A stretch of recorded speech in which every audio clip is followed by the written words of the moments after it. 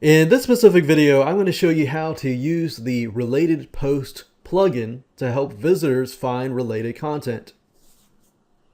So what you need to do is log into your WordPress dashboard, go under Plugins, click on Add New, and do a search for a specific Related Post plugin called the Contextual Related Posts. Click Search Plugins. We're going to go ahead and install that plugin.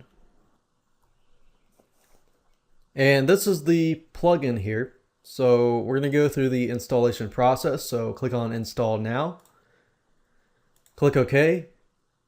Enter your FTP username and password. Click Proceed. And click on Activate. The settings for the related posts is going to be under Settings, Related Posts. And here we go.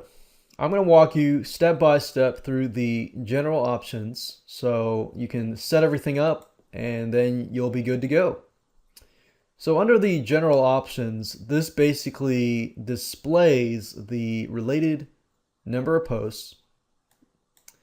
So do you want a maximum of 5 or do you want a maximum of 10? Whatever number that you want. In this case, we're going to leave it at 6. Related posts should be newer than a certain amount of days. This is customizable as well. You can do it as it is now, or you can put 2,000 days, whatever. If you want to make sure that the content is fresh, you could do something as 365 days. So it's really up to you. But I think because if your content is really good and it's not outdated, then I would not necessarily put a certain time limit. If your posts are related, let's say, for example, to the news, and you want to keep everything up to date, then you can change that. The post types just allow certain post types like posts, pages, and attachments. In this case, I'm going to leave it at post and page. It's really up to you.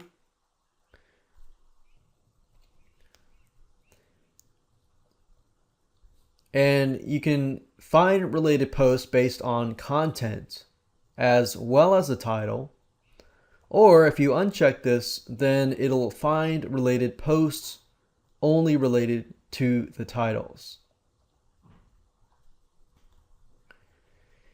In this case, I'm going to leave it unchecked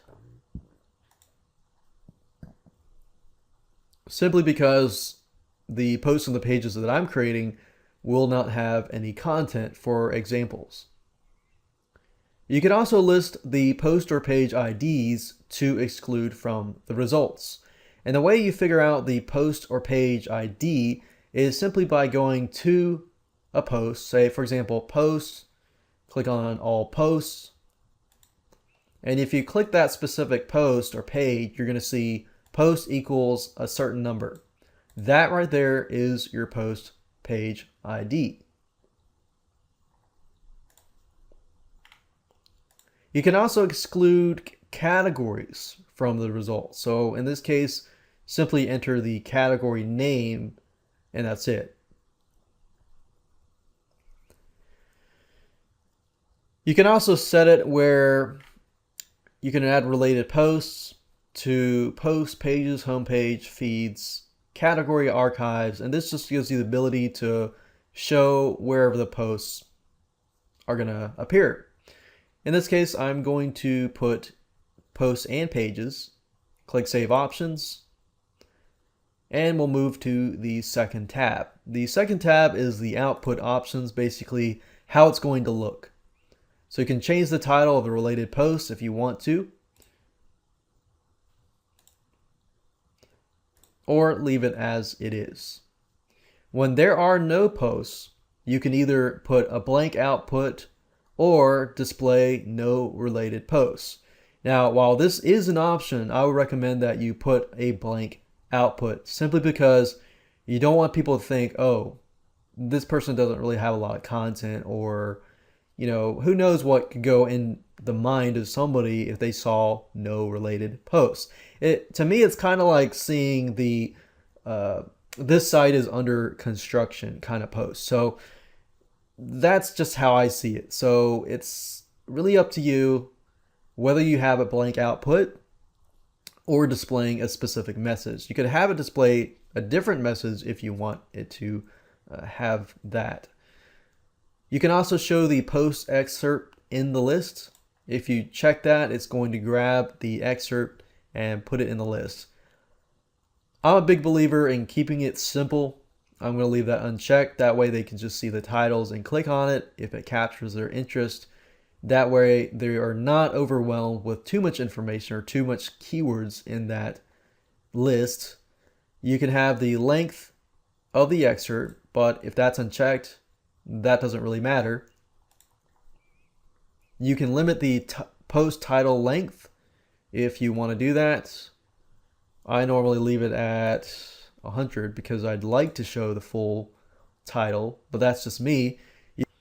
And then this option here basically opens the links in a new window. I'm going to leave it as it is because I want people to stay within my site and not be distracted. You can add a nofollow attribute to the links in the list. And you can exclude display related posts on specific posts or pages. So use the same method I showed you earlier. If you want to know the post or page ID, simply click on the post or page and you'll find the ID and enter that here. And this stuff is just for, lists, unordered lists, and things like that. I'm going to leave it as it is. These are post thumbnail options. Basically, you can set it where each of those related posts are going to have like some sort of thumbnail next to every one of those. Now, it depends on your audience and who they are. If they are very, very graphics oriented, that might appeal to them. But for the most case, I'm going to leave it do not display thumbnails. You can customize your thumbnails, the width, the height. You can use Tim Thumb by checking that.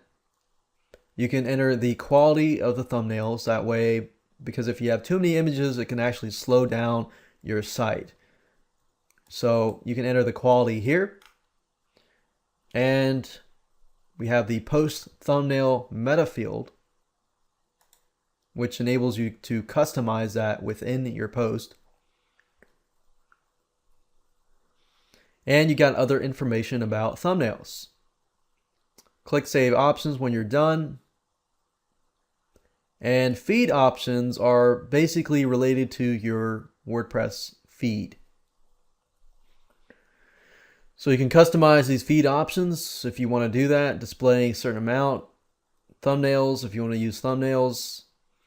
And we're not going to leave that blank. We're going to leave that as it is. Custom styles. This is for advanced users. If you know how to tweak your CSS cascade styling sheets. In this case, we're going to leave it as is, and we're good to go. Now I want to show you the related posts plugin in action. If I go to the site here, I've added a bunch of posts and pages.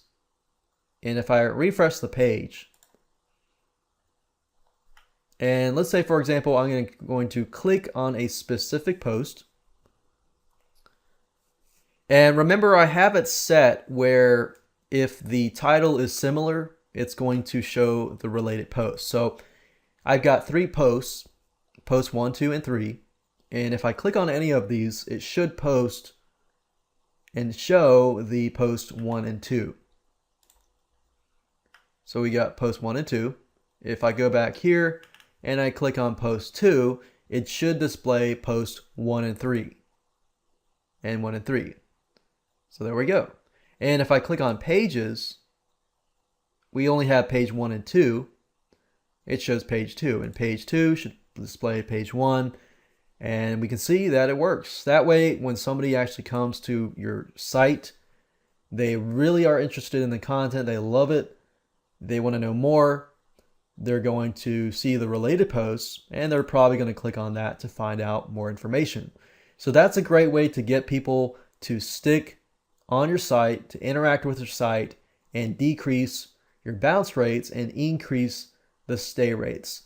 This really helps, especially with Google trying to rank your sites and trying to figure out, is your site a site that people actually go to and stay on?